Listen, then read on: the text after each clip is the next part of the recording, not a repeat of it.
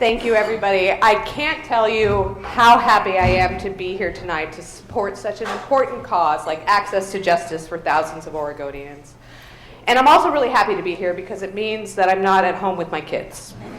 Because you might know if you're a parent that it's bedtime. And at my house, bedtime is less snuggles and kisses a la a children's cough syrup commercial and more hostage negotiations with terrorists who have increasingly unreasonable demands. Things like, Mommy, I want some water with ice in it, but make sure it's not cold. It's a physical impossibility, kid. I can't do anything about that. But I'm happy not to be home right now. I'm glad Dad's on duty, but I do really love being a mom. It is the greatest job you will ever fucking be trapped in until you die. And it really has had me stretch myself in a lot of different ways. I've pushed my limits. For instance, I have a newfound tolerance for other people's bodily fluids. And that's coupled with a decreased capacity to shower. So that's a really interesting inverse relationship there. But it's a really hard job. But for me, one of the hardest parts of parenting is not swearing around my kids. Because, well, it's not just that I love to swear, which I fucking do.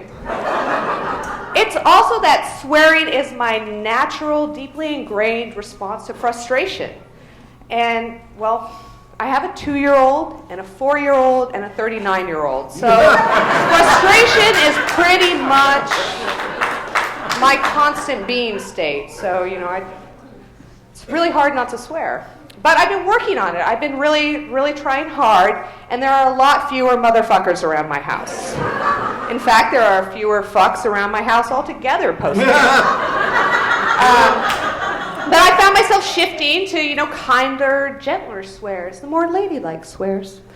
Like my grandmother's favorite swear, God damn it. I kind of like it, but it turns out it offends a lot of people. Some people think it breaks a commandment. So, people of faith don't like it. The people who run the daycare where my 2-year-old attends at a Lutheran church, they don't like it either. So Teacher Rachel had a talk with me about toning it down at home, and I think, we've had talks about at-school words and at-home words, mommy and daddy words and kid words, and I think she's really got it because I haven't heard a GD bomb drop in weeks. So I've been really proud of myself and of her, and I think I know why. I think I know what's happened because we were taking a walk the other day, and the 2-year-old turned her little pigtailed head up to me and looked at me with her saucer-sized toddler eyes and said, Mommy, fucking is not an at-school word. And I was like, yes, you got it, great! So proud of you. Awesome. One of the hardest times, though, I find to not swear is when I'm driving. And, my kids tend to be in the car when I'm driving. And, see, I'm not from Portland, so when I drive, I like to get places.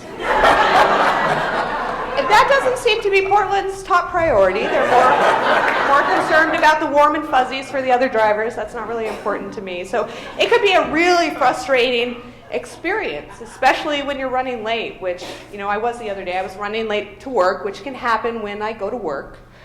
And, it was one of those mornings that the kids had just been assholes, and I was smelling vaguely of somebody else's poop and hadn't really had a chance to deal with that in the way I would have liked. And we were almost there, though. We were almost there. I just had to go 5 blocks up the street, and I had the green light. I had to make a right turn, but there was a pedestrian. And he had white hair, so he wasn't moving that fast to begin with. And he had a suit. It was just, meandering along like he had nowhere important to be. He was probably a judge. And I couldn't take it anymore. So I said, go, bitch. But it didn't work. He didn't go any faster. But my 4-year-old piped up and said, Mommy, how do you know his name? So I said, honey, he's a lawyer. I know because I'm a everybody is Mr. Bitch. Yeah, and I figured it wasn't that far off from the truth because I'm a lawyer and I can be a real bitch. And come on, all of you can be too. And really shout out to all the bitches out there because bitches get shit done.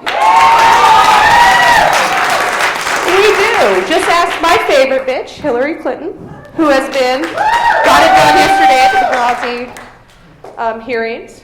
And yeah, so obviously I'm a Clinton supporter, and I was actually surprised to hear such a robust applause for her name in Portland, where people feel the burn. But in case anybody is, really torn between Bernie and Hillary, I thought I'd suggest to you that you view it this way. To me, Hillary and Bernie are like divorced parents, and Hillary is the responsible custodial mom, She makes sure you brush your teeth, she knows where the field trip permission slips are, she's gonna come up with a punishment that is really gonna fuck with your shit, and she is gonna have the balls to carry it out.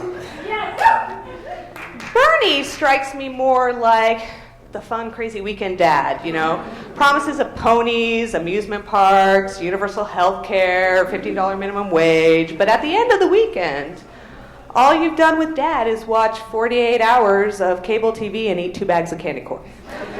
So, I think you all should vote for Hillary Clinton. And I'm not going to lie. I want to see a woman in the Oval Office, and I want my girls to see a woman become president of the United States of America.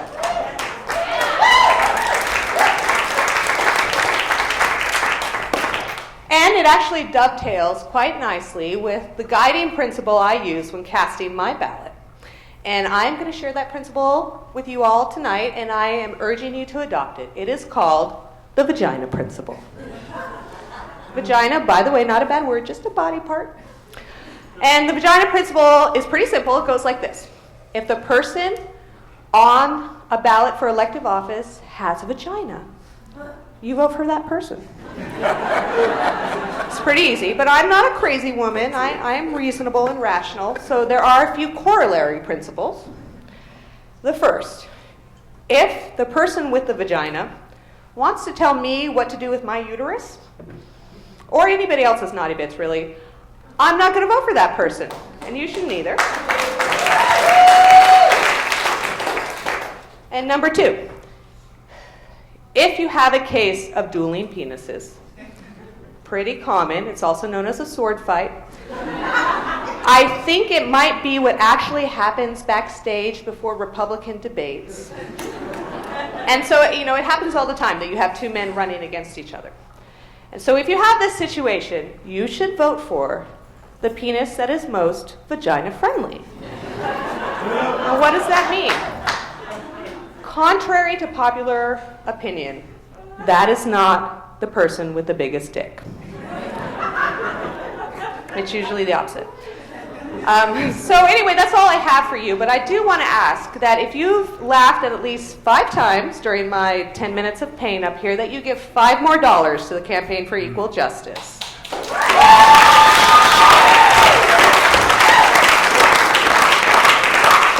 And right after you do that, I'd like you to promptly forget everything I've said because I'm trying to maintain my professional reputation. Thank you very much.